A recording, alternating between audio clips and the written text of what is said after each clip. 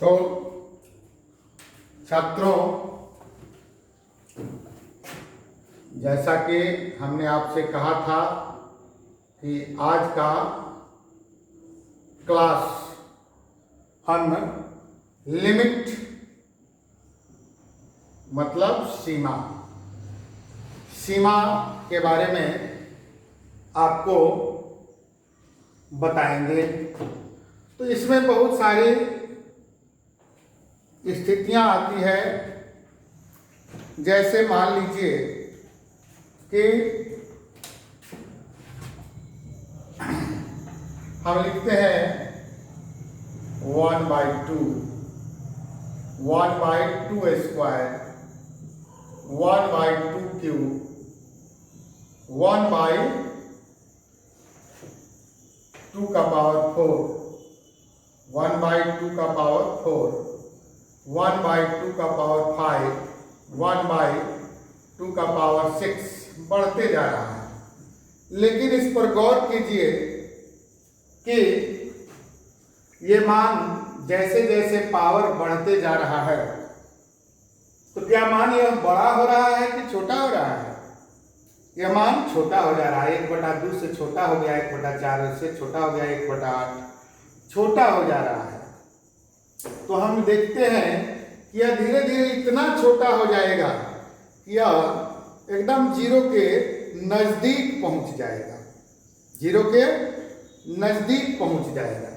और एक मान ऐसा देखें, कुछ मान ऐसा भी है कि 2 का पावर 1 2 का पावर 2 2 का पावर 3 2 का पावर 4 2 का पावर 5 2 का पावर 6। अब कुछ राशि ऐसा है जो इस प्रकार अपना मान ग्रहण करता है कि वह बड़ा से बड़ा होते जा रहा है। क्या हो रहा है? बड़ा से बड़ा होते जा रहा है। तो इतना बड़ा हो जाएगा कि यह किसकी ओर जाएगा? अनंत की ओर जाएगा। और ऊपर वाला जो हम लोग इस पर विचार किए, यह किसकी ओर जाएगा? यह जो है जीरो की ओर जाएगा, जीरो की ओर जाएगा। इसी को गणित की भाषा में कहते हैं कि जीरो की ओर यह अग्रसर है, जीरो के नजदीक जा रहा है। और यह जो है इन्फिनिटी की ओर अक्सर है, यानी कि इन्फिनिटी की ओर जा रहा है। तो लिमिट में एक शब्द आता है हमारा x टेंड्स टू 0 या x टेंड्स टू इन्फिनिटी। इन सभी शब्दों का हम इस्तेमाल करते हैं। जैसे कि हम लिखते हैं कि यदि कोई चर x है ना, यदि कोई चर x है, इस प्रकार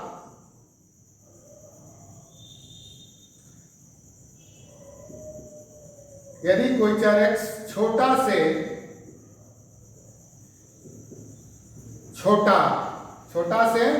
छोटा मान लेकर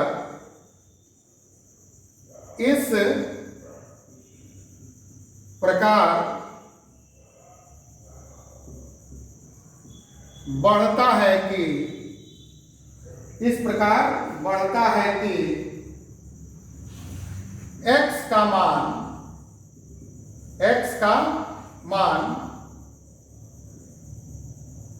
किसी छोटी से छोटी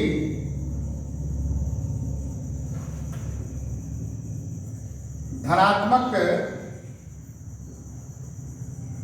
संख्या से भी छोटा, किसी भी छोटी से छोटी धनात्मक संख्या से भी छोटा हो जाए। यदि कोई चर x छोटा से छोटा मान लेकर इस प्रकार बढ़ता है कि x का मान किसी छोटी से छोटी धनात्मक संख्या से भी छोटा हो जाए, तो हम कहते हैं कि x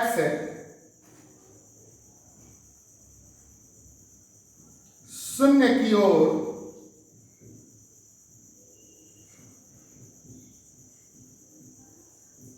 अग्रसर है ना। जैसे हम यहां देख रहे हैं एक मान ऐसा है, इस प्रकार वह छोटा से छोटा मान ग्रहण करते हुए इस प्रकार बढ़ रहा है कि उसका मान किसी छोटी से छोटी धनात्मक संख्या से भी छोटा हो जाता है।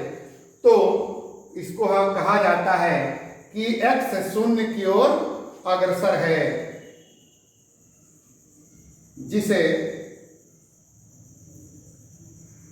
x टेंड्स टू 0 लिखा जाता है। x टेंड्स टू 0 लिखा जाता है। अब देखिए आप कि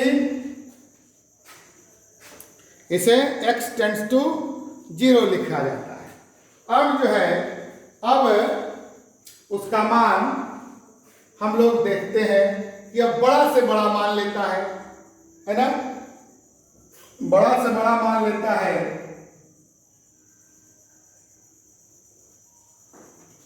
यदि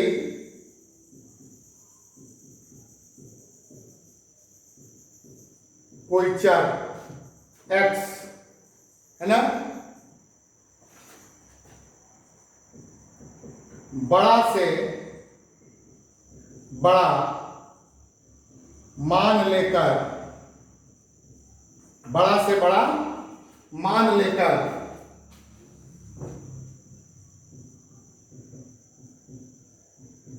इस प्रकार बढ़ता है कि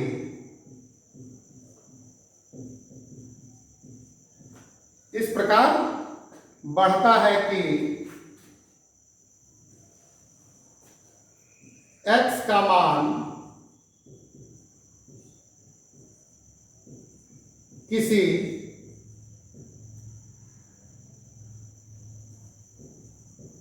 बड़ी से बड़ी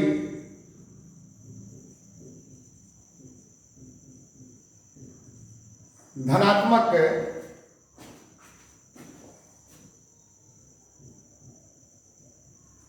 संख्या से भी बड़ा हो जाए, बड़ी से बड़ी धनात्मक संख्या से भी बड़ा हो जाए, तो हम कहते हैं कि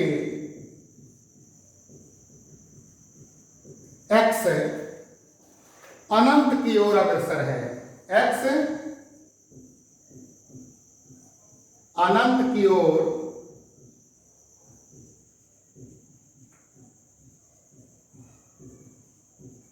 अग्रसर है ना, कि अगर x का मान कोई बड़ा से बड़ा राशि इस प्रकार बढ़ते हुए अपना मान ग्रहण करता है, तो देखो एक पॉइंट हमारा ये हुआ, एक पॉइंट ये हुआ। अब इस दोनों पॉइंट के लिए देखो एक एग्जाम्पल यहां दिए हैं और एक एग्जाम्पल यहां दिए हैं। इसमें 1/2, 1/2 स्क्वायर, 1/2 क्यूब, 1/2 के पावर 4, 1/2 के पावर 5, 1/2 के पावर 6 ऐसे बढ़ते जाएगा। तो जब बढ़ते जाएगा तो देखो ये मान कितना छोटा से छोटा हो जा रहा है। तो यह किसी छोटी से छोटी धनात्मक संख्या से भी छोटा है, और इसको कहते हैं हम लोग x टेंड्स टू 0, मतलब x अप्रोचेज 0, x एक ही 0 की ओर अग्रसर है। और ये हमारा इस बात को सिद्ध करता है।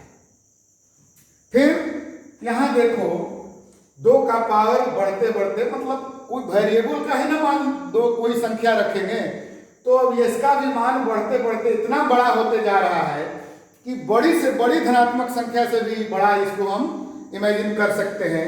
तो यह कहते हैं कि यह जो है कहाँ जा रहा है, इसका उद्देश्य कहाँ पहुंचना है, कि यह अनंत की ओर जा रहा है। और इसी को हम लोग लिखते हैं, जिसे x टेंड्स टू इन्फिनिटी लिखा जाता है ना। इसे पढ़ते हैं x tends to infinity, x tends to infinity, या इसको कहते हैं x अप्रोचेस टू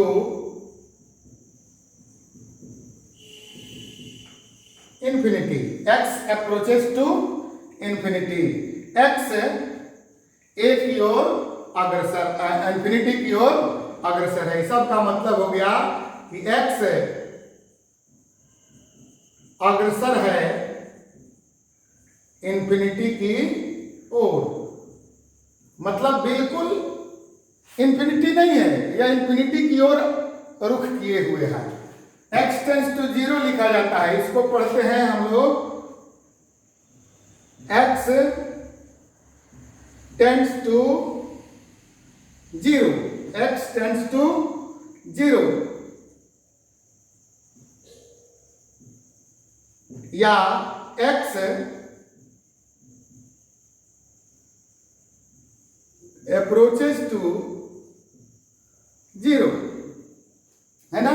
इस साइन को हम लोग पढ़ते हैं x टेंड्स टू 0 या x अप्रोचेस टू 0। मतलब ये हुआ कि x अग्रसर है शून्य की ओर, x अग्रसर है शून्य की ओर। अब जो है इसको, ये लिमिट के लिए ये सबसे प्राइमरी इंपॉर्टेंट बात होता है, जिसको हम लोग मतलब ध्यान से इसको देखेंगे। अब जो है हम इसमें आगे बढ़ते हैं कि लिमिट की आवश्यकता क्यों पड़ती है, लिमिट की आवश्यकता क्या है, लिमिट की आवश्यकता क्यों पड़ी। जैसे मान लो कि हम लोग एक फंक्शन लिखते हैं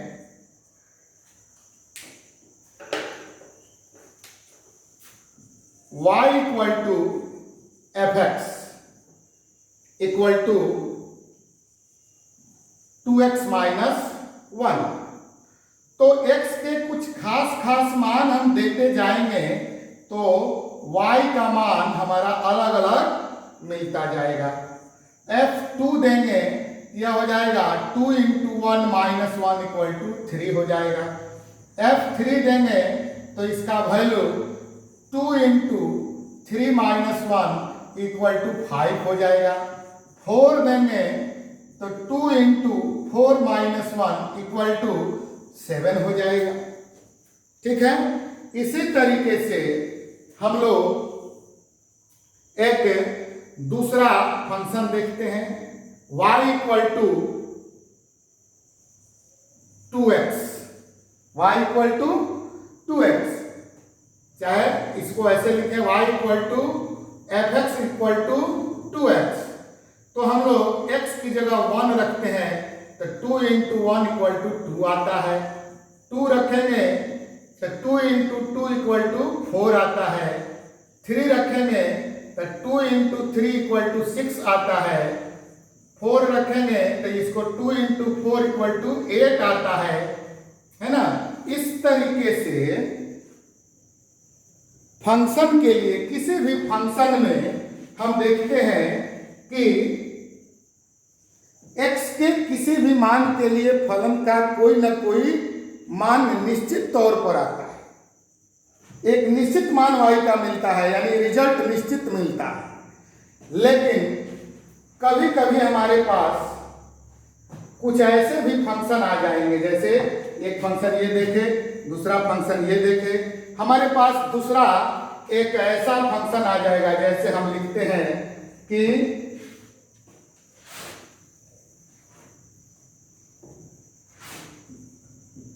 y equal to f x equal to x square minus 4 by x minus 2।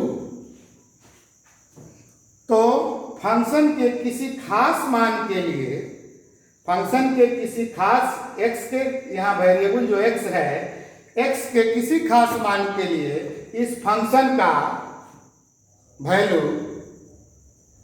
कोई निश्चित मान नहीं देगा।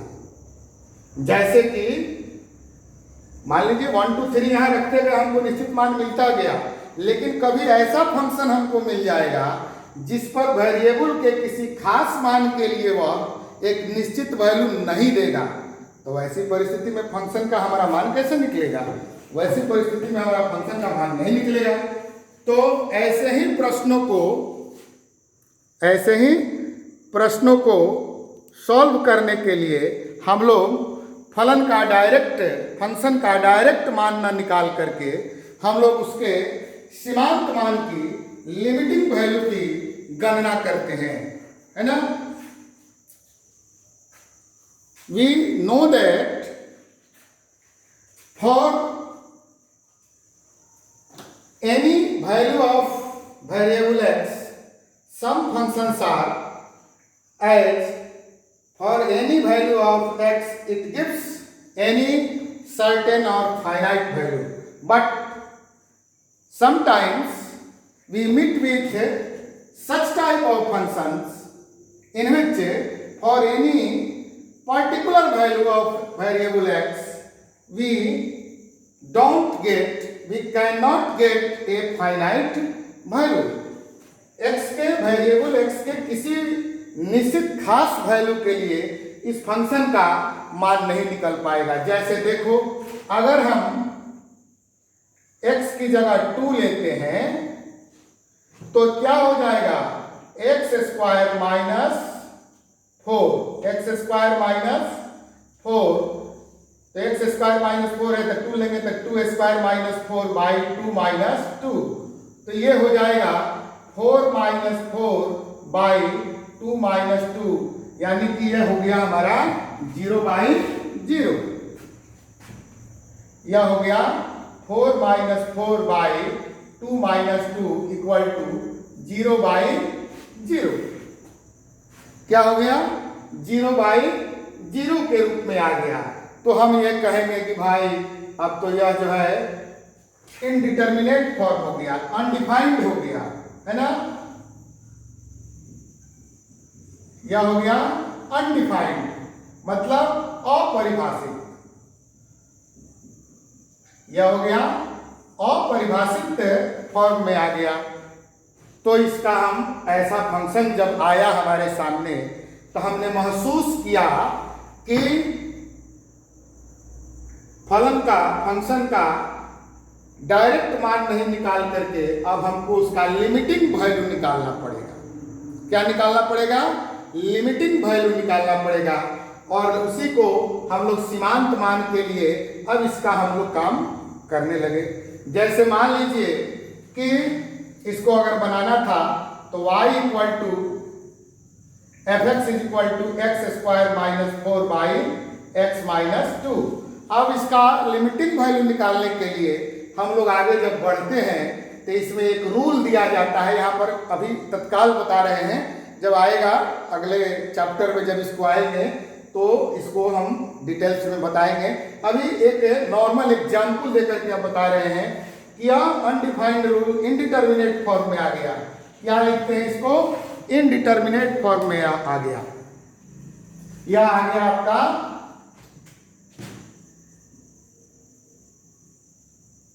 Indeterminate form. ठीक है, यह इनडिटर्मिनेट फॉर्म में आ गया। तो लिमिट में आगे जब हम बढ़ते हैं तो एक रूल मिलता है कि इसमें इंडिटर्मिनेट फॉर्म को पहले हटाते हैं, तब हमारा लिमिटिंग वैल्यू निकलता है। तो इंडिटर्मिनेट फॉर्म को हटाने के लिए कुछ क्वेश्चन में हमको ऐसे मिलेगा कि पहले इसको फैक्टराइज कर दो। तो इसको हम लोग ऐसे लिख सकते हैं, x square minus 2 square by x minus 2। तो ए स्क्वायर माइनस बी स्क्वायर हो गया। तो इसको हम लोग लिख सकते हैं x plus 2 into x minus 2 upon x minus 2। अब देखिए x माइनस 2 और x माइनस 2 कट गया तो यहाँ इंडिटर्मिनेट फॉर्म हट गया। और जब इंडिटर्मिनेट फॉर्म हट गया तो अब जो है हम x की जगह 2 रखेंगे तो यह हो जाएगा x + 2 = 2 + 2 = 4। ये मान आता है। इंडिटरमिनेट फॉर्म हटा तो फंक्शन का मान हमारा निकल गया। तो इंडिटरमिनेट फॉर्म हटाना फिर फंक्शन का मान निकालना, इसी को हम लोग आगे बढ़ते हैं जब तो लिमिट की संज्ञा दी जाती है। इसी का नाम हम लोग लिमिट देते हैं, जिसमें x tends to 0, x tends to infinity, उसी तरीके से x टेंड्स टू a। जैसे इसको एक हम लोग ग्राफिकल तरीके से समझते हैं कि मान लेते हैं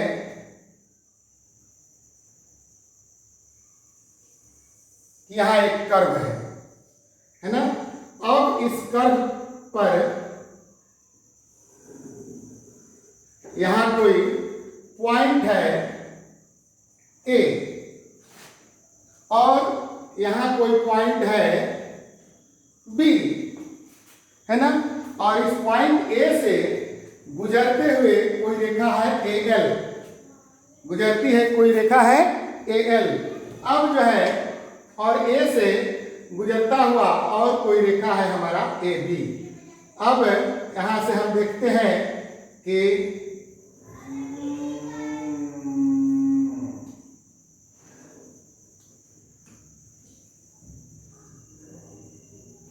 अब देखो यह जो B है, अगर B एक की ओर आना चाहे अपना स्थान बरकरार रखते हुए, तो घटते हुए कहां पहुंचेगा?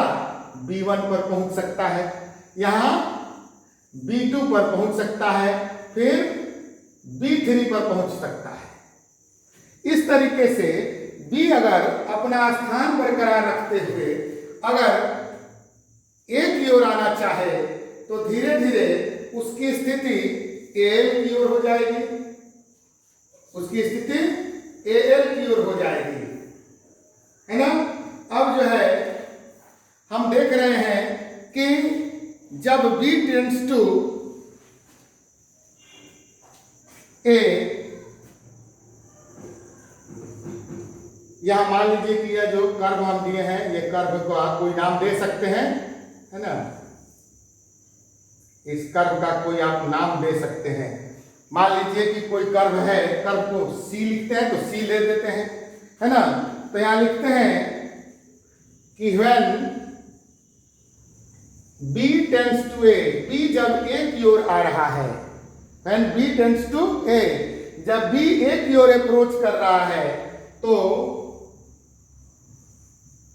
AB tends to AL।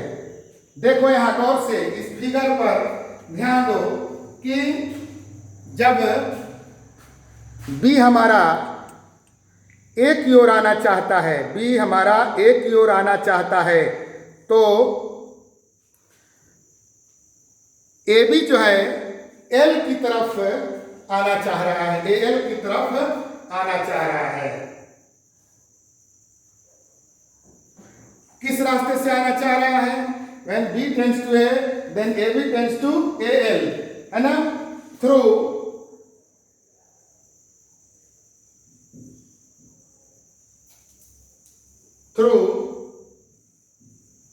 AB tends to AB1, AB tends to AB2, AB tends to AB3 and so on.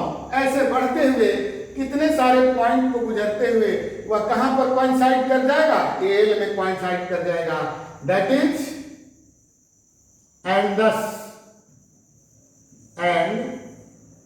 दस AB टेंड्स टू AL।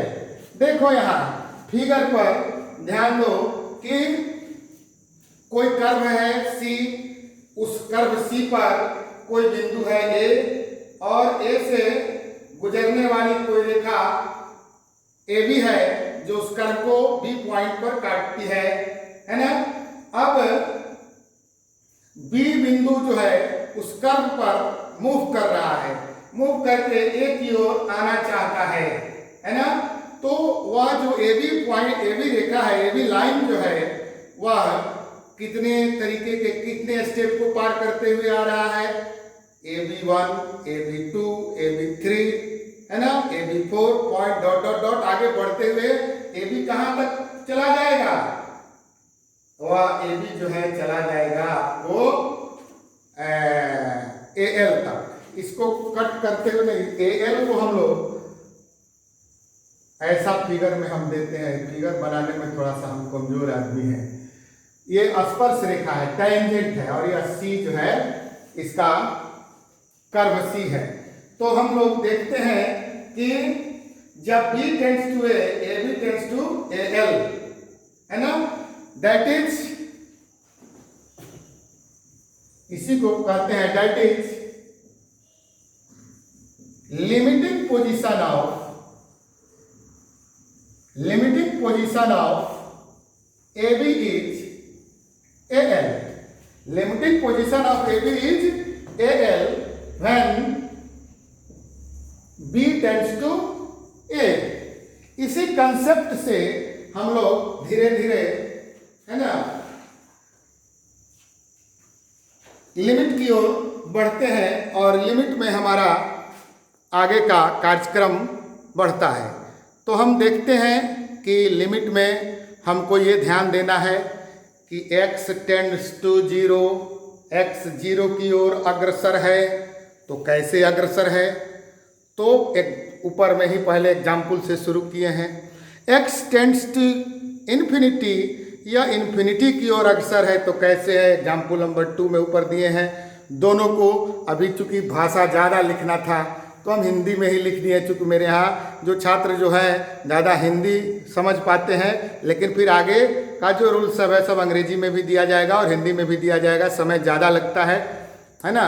तो ये समझाने की बात है, जिसमें समझाने के क्रम में तो हमने ये कहा कि लिमिट का कंसेप्ट कब जगा, लिमिट के कंसेप्ट पर हम कैसे आए, इसके लिए हमने एक एग्जाम्पल दिया कि fx equal to 2x minus 1, है ना, fx equal to 2x minus 1, ये कंसेप्ट हमने दिया।